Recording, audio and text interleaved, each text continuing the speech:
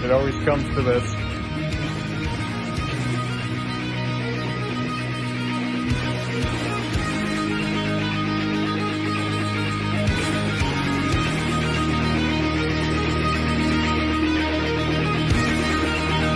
More nice shit.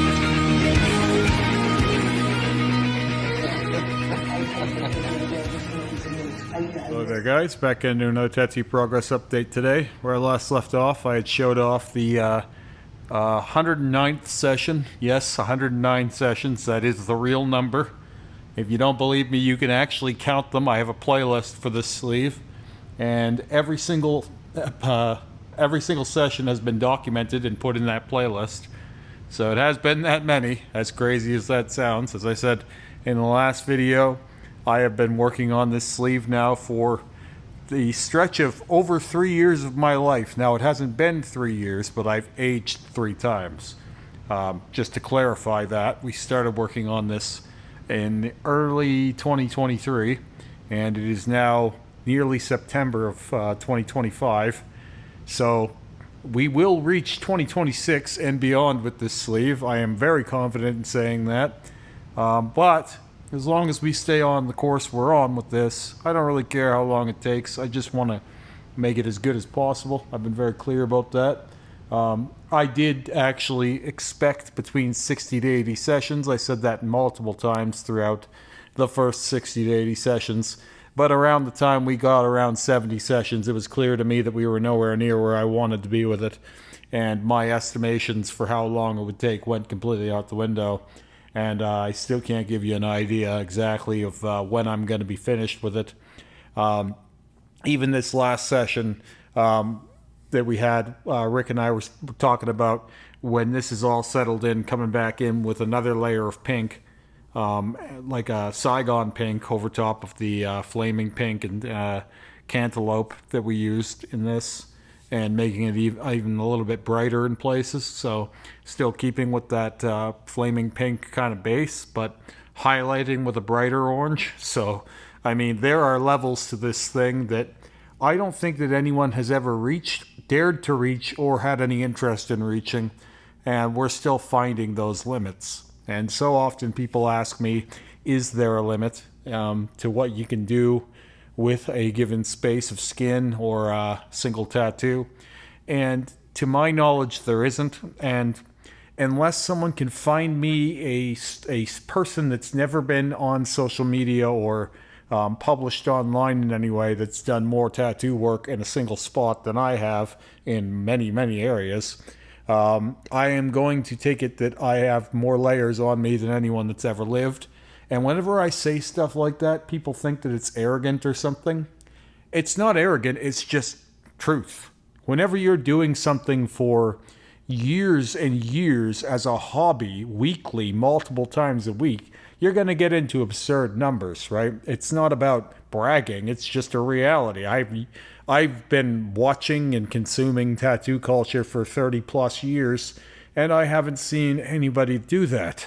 I've seen people do multi-layer work for sure. That's been done, but not to this extent and not even close. So you can't find me someone that has 109 sessions on this version of a sleeve. And if you can, I don't want to tear that down. I would be very interested to see it. I would love to see it. In fact, it would be helpful. In fact, I have scoured the internet looking for such things and to no avail. Because at a certain point in my tattoo journey, that would have been very, very helpful, to be honest. Because everybody, and part of why I have to be so self-assured, some people don't like me because they think I'm arrogant or egocentric or I'm too boastful about my accomplishments or whatever the fuck. I kind of have to be that way because you have to believe in yourself if no one else does, right? And I feel like if someone else had have done this prior and showed it off prior to this level, there would have been no skepticism to begin with. And I have now seen other people doing this, and they're like, I'm going to show the world what you can do over black. And then I get tagged in it. I got tagged in one the other day, a guy blacking out his stomach. And someone asked him why he was doing that, and he said that he was doing it so that he could do prove that you could do color over black.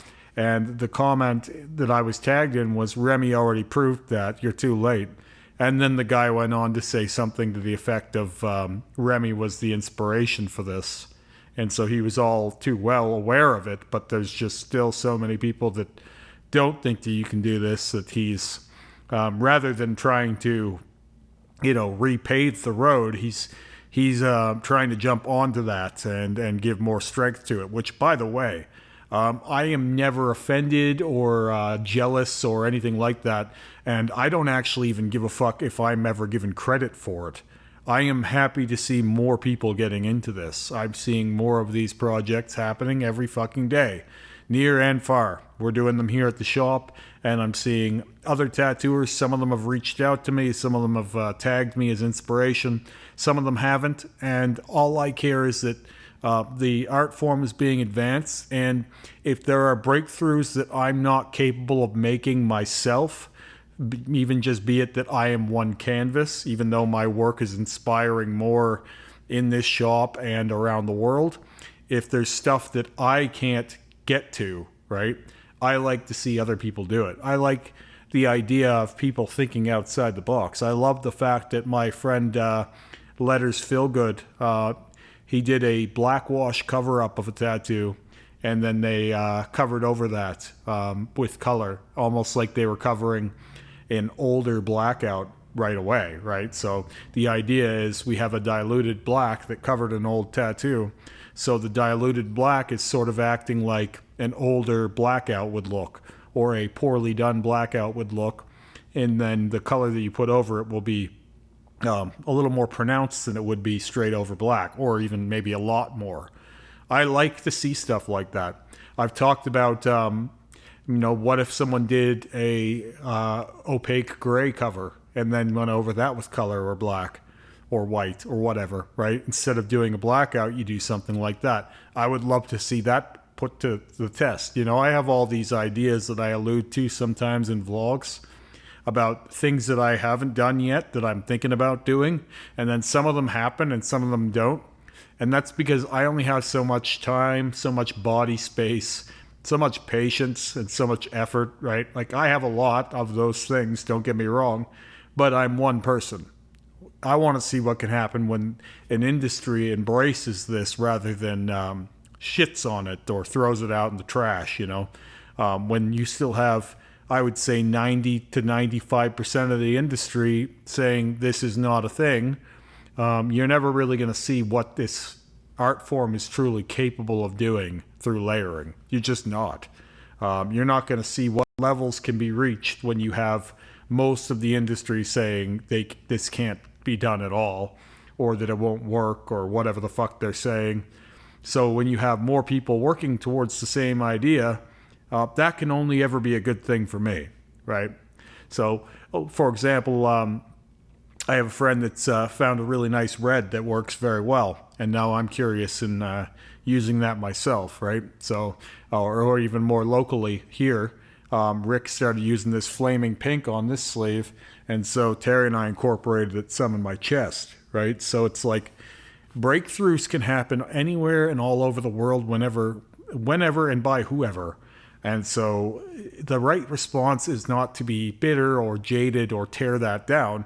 The right response is to embrace it and learn from it. And that's what I've had such a fucking frustrating time with in this industry, is like, I don't know why we try and keep things to ourselves. It reminds me of something I was told young as a cook. I was very, very young, and already pretty good in the kitchen. And this is back when there was actually decent money in cooking, because it was treated like a trade at one point, believe it or not. There was another cook that was a little older than me, and we were to train a new cook that day. And he said to me, "Why would you teach that guy how to do what you can do? Then he can take your spot." It was like this scarcity mindset of like, keep your secrets and then you're more valuable. And that is insane logic, because to me it's like a rising tide lifts all ships, right?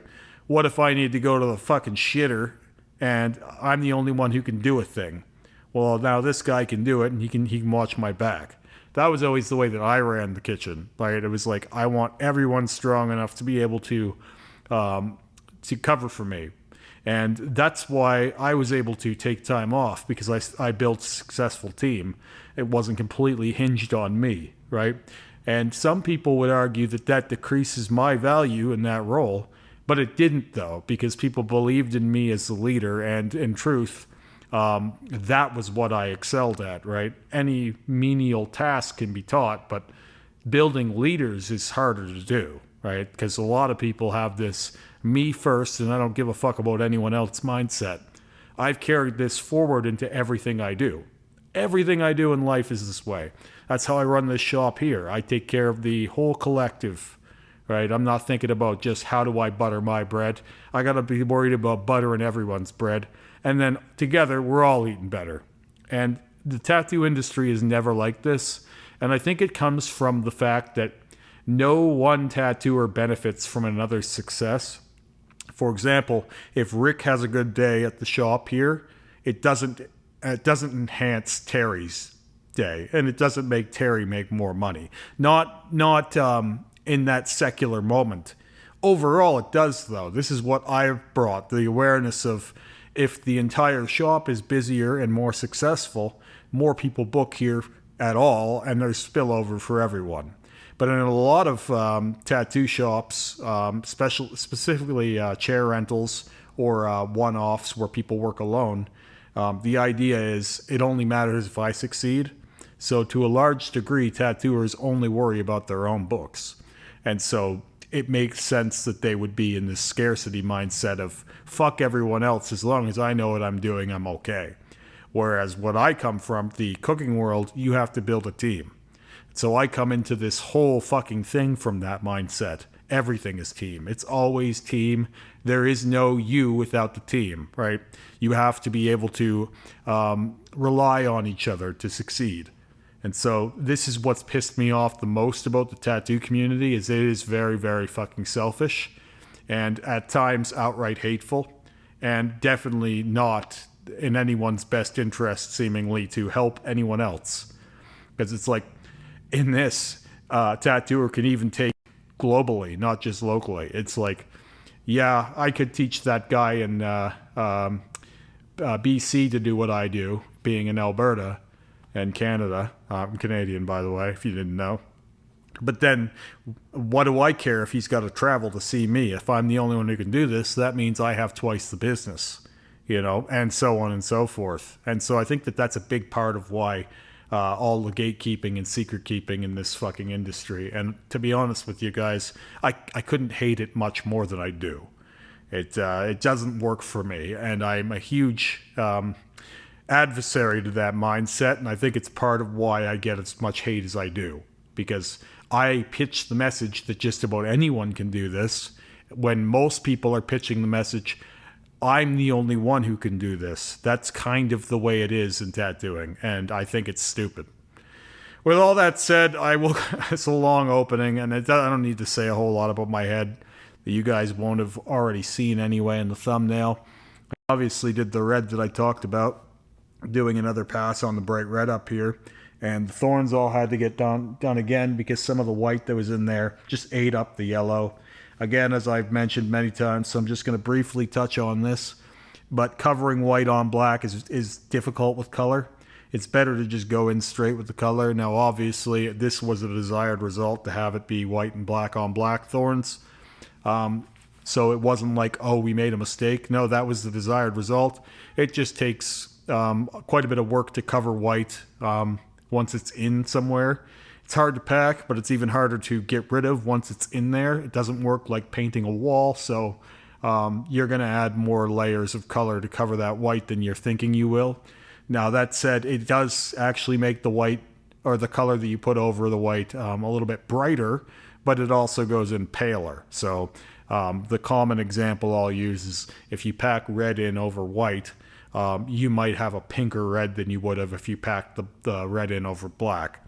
So just to note, it's not necessarily a benefit to do things this way.